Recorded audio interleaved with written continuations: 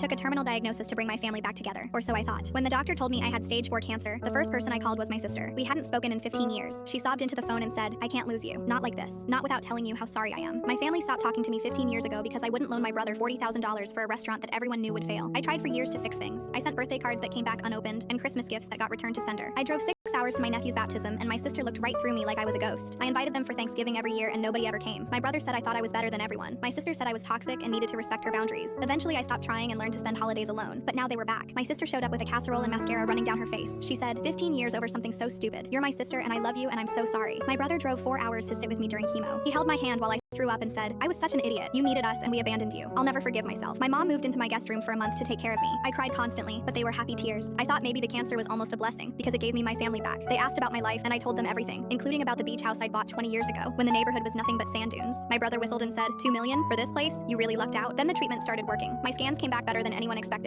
I called my sister to tell her and she said, oh, wow, that's great. Her voice was flat and strange. I told my brother and he said, let's not get ahead of ourselves. My mom said, don't get your hopes up, honey. These things can turn around fast. I pushed the thoughts away. They'd proven themselves through months of hospital visits and I love yous. I planned a big dinner at the beach house to celebrate my recovery. The whole family came, everyone laughing while the kids played on the deck. I was standing at the window watching the sunset when my nephew Caleb came and stood next to me. He was 8 years old and had his mother's eyes. I said, beautiful, isn't it? He said, Mom said this is gonna be our house soon. My blood went cold. I said carefully, what do you mean, sweetheart? He said, when you got sick. Mom said you were gonna die and we'd get your house because you don't have kids. She already picked out my room, the one with the big window upstairs. I walked to where my sister was laughing with my brother by the kitchen island. I said, can I talk to you both for a minute? They followed me into the kitchen and I closed the door. I said, Caleb just told me you already picked out his bedroom in my house for when I die. My sister went pale. She laughed nervously and said, kids make stuff up. You know how they are. I said, so you never talked about getting my house? Silence. My brother said, look, we were just being practical. You weren't going to need it. My sister jumped in, and we were here for you. We showed up. We wiped your mouth when you puked. Doesn't that count for something? I said, you ignored me for 15 years. Then I got sick and suddenly you loved me again. My sister's voice turned hard. We deserved something after all those years you sat in this house while we struggled. You bought this place for nothing and now it's worth millions. How is that fair? I said quietly. I invited you here every Thanksgiving for 10 years. You never came. She snapped. Because you always acted so superior with your ocean views and your empty guest rooms while my kids shared a bedroom in a house with mold in the walls. My brother added, you could have helped us anytime. Instead, you just sat here alone feeling sorry for yourself. My mom appeared in the doorway. What's going on in here? My sister said, she's throwing a fit because we talked about what happens when she dies. Like that's somehow crazy to think about. My mom sighed and looked at me. Honey, you have to be reasonable. You have so much and they have so little. When the time comes, you should want to do the right thing for your family. I said, you knew about this the whole time? She said, family takes care of each other. I assumed you'd want to leave something meaningful behind instead of letting the government take it. I looked at my mother, the woman who'd cooked me meals and told me she loved me every day for a month, and I finally understood what all of it had really been about. I walked past them into the living room and said loudly, everyone out, dinner's over. I met with my lawyer the following week. The beach house goes to a marine conservation nonprofit when I die, which looks like it won't be for a good long time.